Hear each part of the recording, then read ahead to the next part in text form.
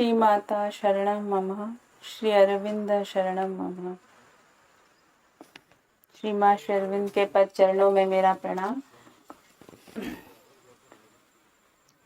यहाँ उपस्थित बाकी सब जो बाद में भी आए हैं, उपस्थित सबके अंदर वो दिव्यत्व को मेरा प्रणाम।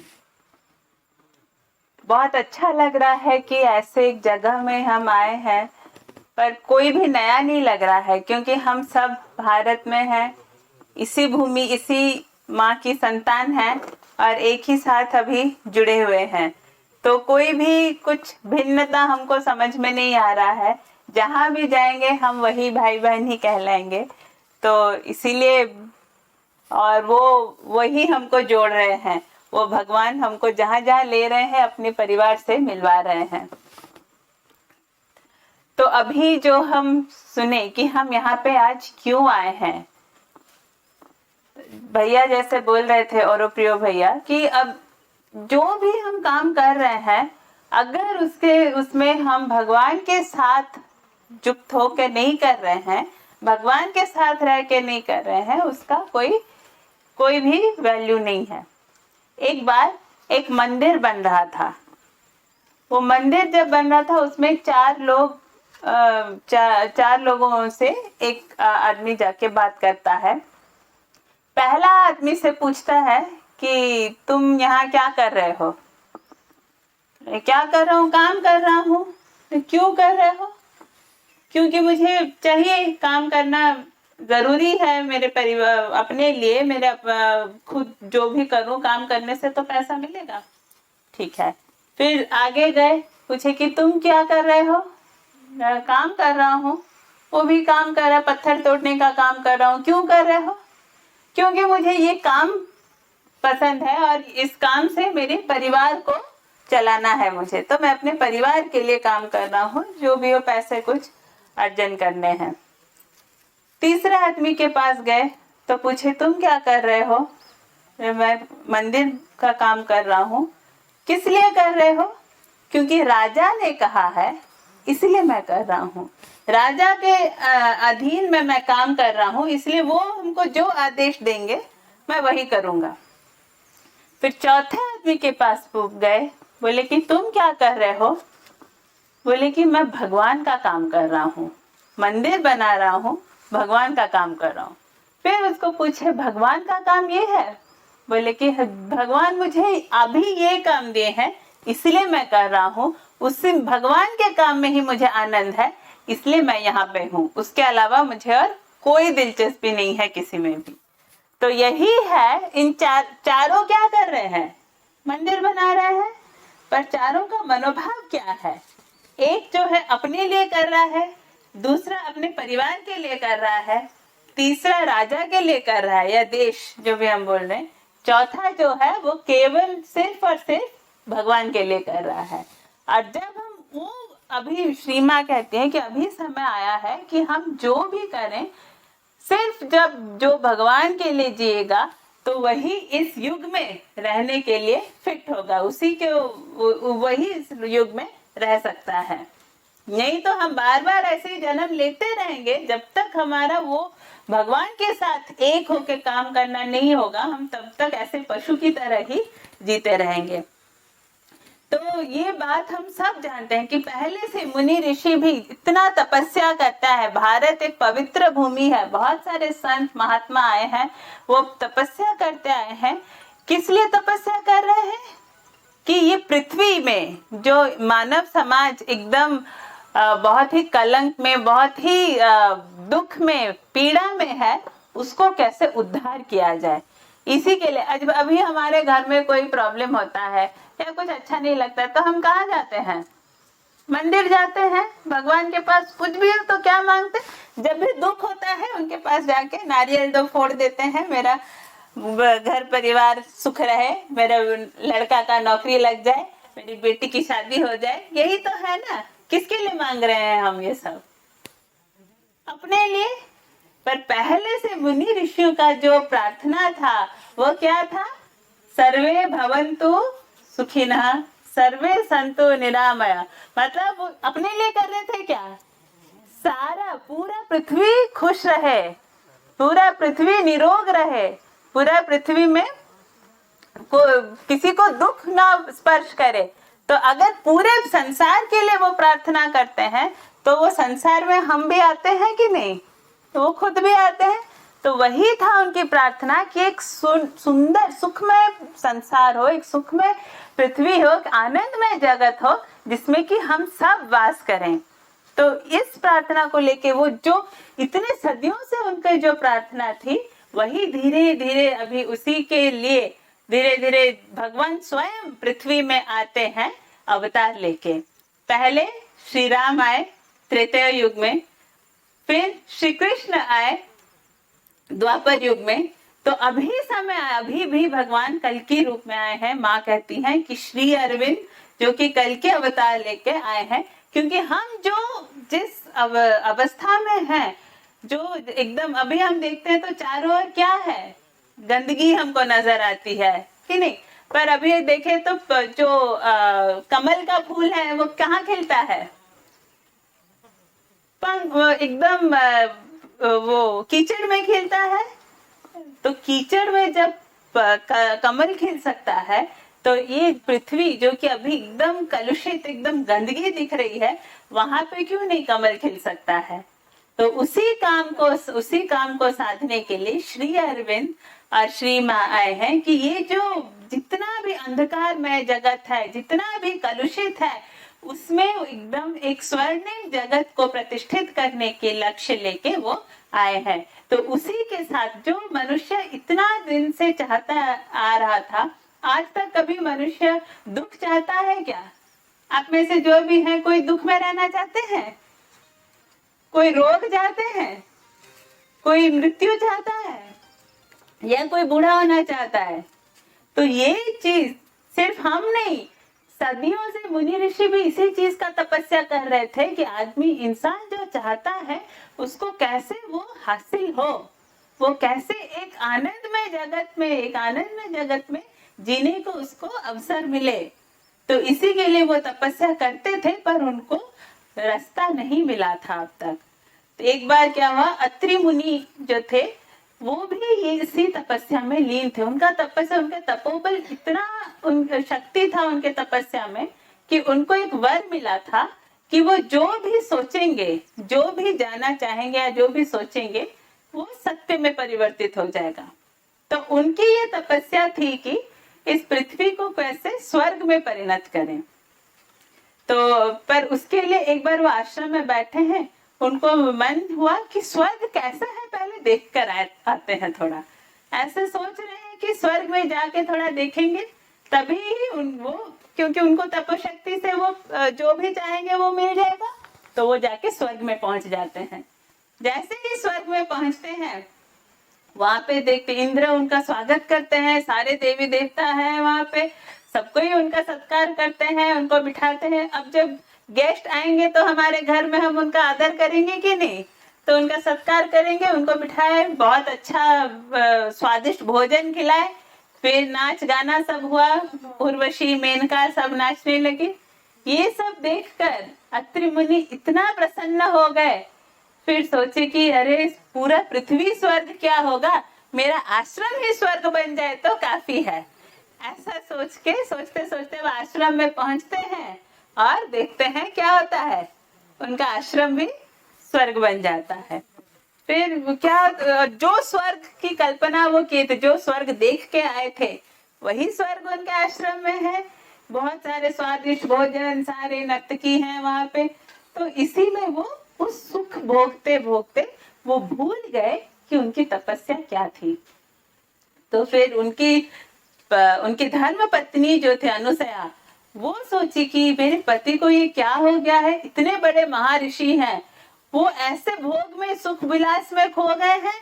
तो उनको वो जब विष्णु को तपस्या किए, तो विष्णु बोले कि भक्त की प्रार्थना तो विष्णु कभी भी ना सुना अनसुना नहीं करते हैं। तो वो एक क्या हुआ ना, जैसे इतना सुख सुविधा देखकर असुरों के जो राजा थे वो देख के सोच रहे हैं, अरे यहाँ पे स्वर्ग का वातावरण क्या छाया हुआ है, मतलब इंद्र शायद यहाँ पे आके शिविर रचे हैं। तो तभी देवता और असुरों में क्या होता था, हमेशा झगड़ा तो वो सोचे कि इंद्र को यहाँ पे शिविर अच्छा, चलो जाके इसको ध्वंस कर देते हैं। सीधा आए और उस शिविर को, उस वातावरण को पूरा तोड़ के ध्वंस कर दिए। वो स्वर्ग का जो वातावरण बना था वो सब नष्ट हो गया। तभी ऋषि विश्वामित्र, तभी ऋषि अत्रि अचानक अपने होश में आते हैं और सोचते हैं कि ये क्या हुआ, मैं किस जगत में खो गया था, मैं पूरा भूल ही गया था कि मेरी तपस्या क्या है। मैं अपने लिए नहीं, दूसरों के लिए जी रहा हूँ, पूरे पृथ्वी के लिए जी रहा हूँ। फिर वो जो सारे देवताओं के जो आर्किटेक्ट कौन है, विश्वकर्मा, वो आके पूछते हैं कि आपका फिर से स्वर्ग का निर्माण कर दूं क्या? तो नहीं नहीं, उसकी जरूरत नहीं है, ये नहीं हो सकता, मैं अभी तपस्या में ही लीन हूँ। तो ये चीज, ये जो चाहना उनका तब से था, और इसी चीज को साधने के लिए श्री अरविंद, अभी समय आया है। श्री अरविंद कहते हैं कि जब तक एक शक्ति जो कि मनुष्य से ऊपर, हमारे मानवीय शक्ति से ऊपर हो, उसको जब तक पृथ्वी पे नहीं लाया जाता है, तब तक ये संभव नहीं हो पाएगा।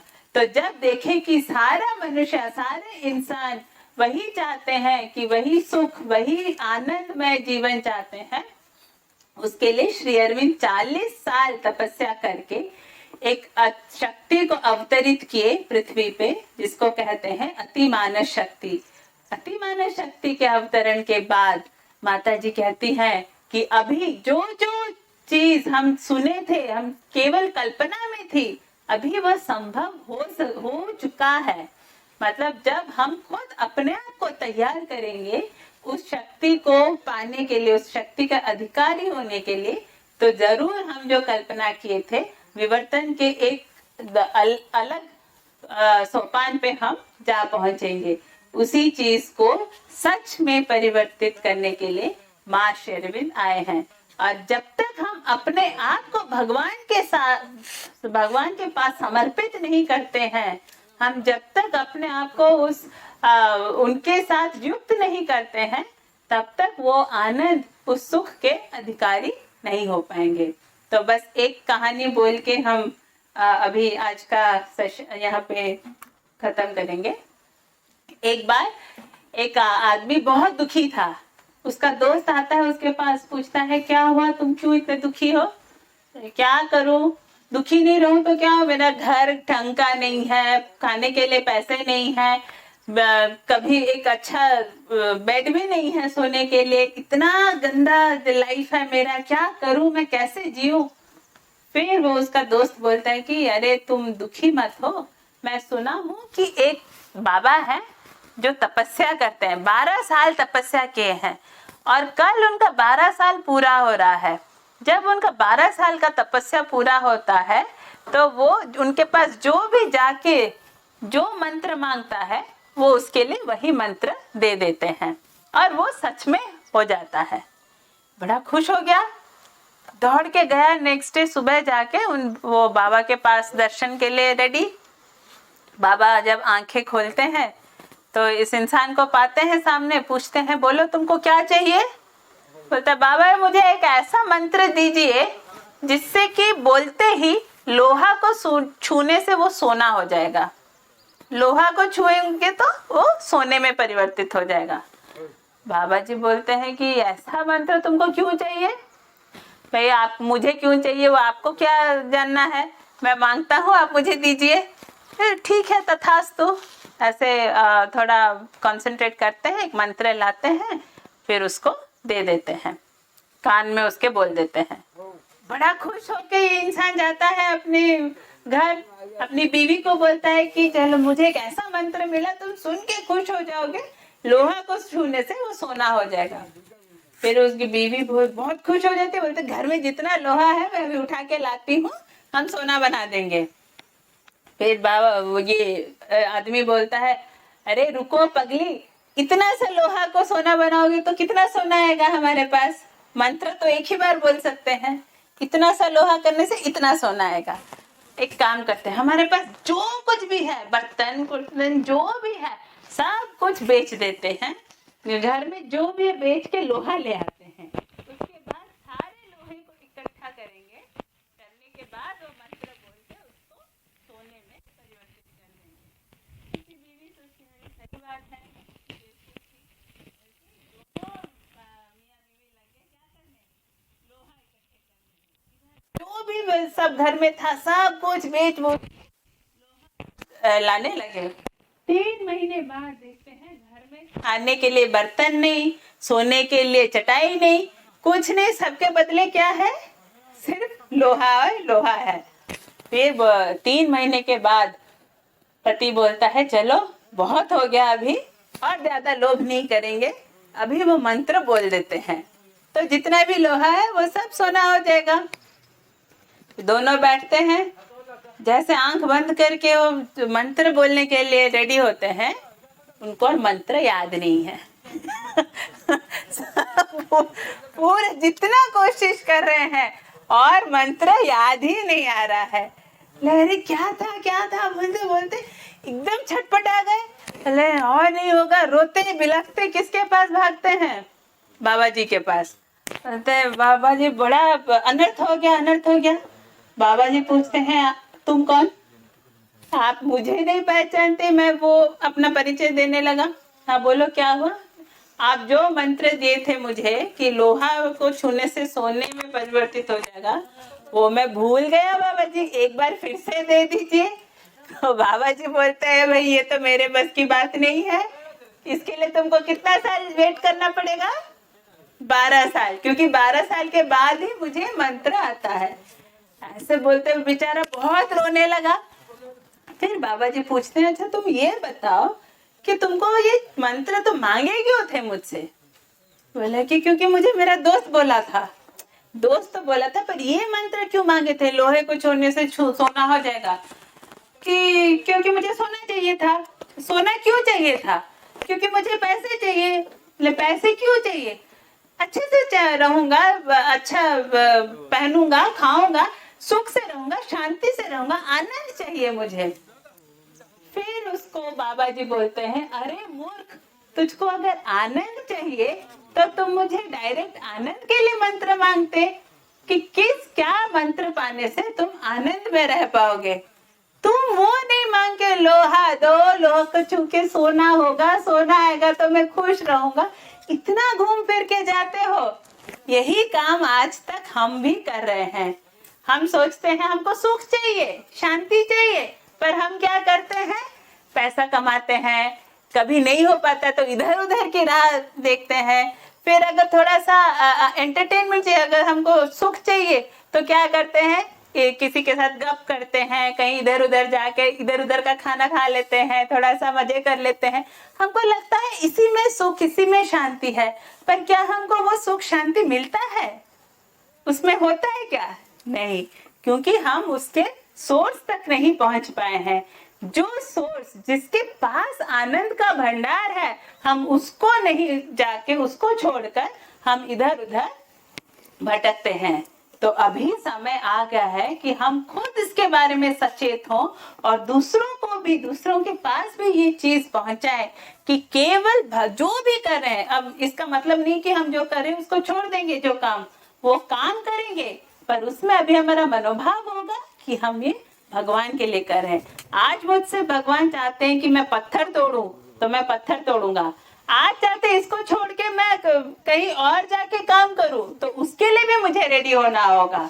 यही अभी समय आया है, आज का बहुत शुभ अवसर पे हम मिले हैं कि ये जो माता जी हैं, ये अभी तक अगर देखिए हम पूजा करते हैं, पर किस लिए करते हैं, क्योंकि हमें पता है कि माँ बस मूर्ति में है। अगर आज हम काली माँ को खोलते खोलते वो साक्षात आ जाएंगी उसी रूप में, तो हमको कैसा लगेगा, हम खड़े हो पाएंगे। काली माँ जिस रूप में है, मतलब अपना जीभ निकाल के वो काला शरीर धारण करके हमारे सामने आ जाएंगी, तो हम उनको झेल पाएंगे क्या। अभी अगर दुर्गा माता वो अपने उसी रूप में आ जाएंगी हमारे सामने, 10 हाथ लिए शेर पे सवार होके त्रिशूल पकड़ के, क्या हम उनके सामने खड़े हो पाएंगे, वहीं से भाग जाएंगे। तो अभी समय है, माँ अदिति जो स्वयं सारी शक्ति के अधिकारिणी है, वो स्वयं इस पृथ्वी पे आई है, इस रूप में, मनुष्य के रूप में आई है, हमारे जैसे आई है। इस फोटो को देख के डर लगता है क्या? नहीं। तो इसीलिए जब माँ अपने संतान के करीब आ सकती है, उसी रूप में वो आई है।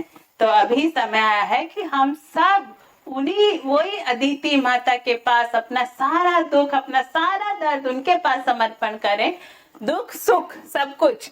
तो वही, और अपना जो भी कर्म है उन्हीं के पास समर्पित करें, तभी वही हमको उस नूतन जगत के लिए, जिसके लिए हम आए हैं, पूरा मानव समाज जिसके लिए आया है, जिसके लिए प्रस्तुत हो रहा है, उसके लिए हम और अधिक से अधिक प्रस्तुत हो पाए और उसी प्रगति के लिए की ओर हमारा ये जो और जल्दी से जल्दी हमारी तैयारी हो पाए।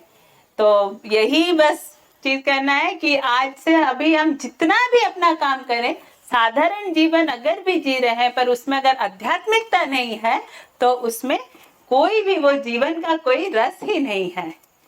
तो बस यही संदेश पहुंचाना था सबके पास। हम जब बोल रहे हैं, इसका मतलब ये नहीं कि हम लोग एक उच्चतर अवस्था में पहुंच गए हैं इसलिए आपके पास बोल रहे हैं। ये सिर्फ इसलिए हम सब एक ही साथ चल रहे हैं और सबको एक साथ मिलके उस नए जगत के लिए तैयार होना है।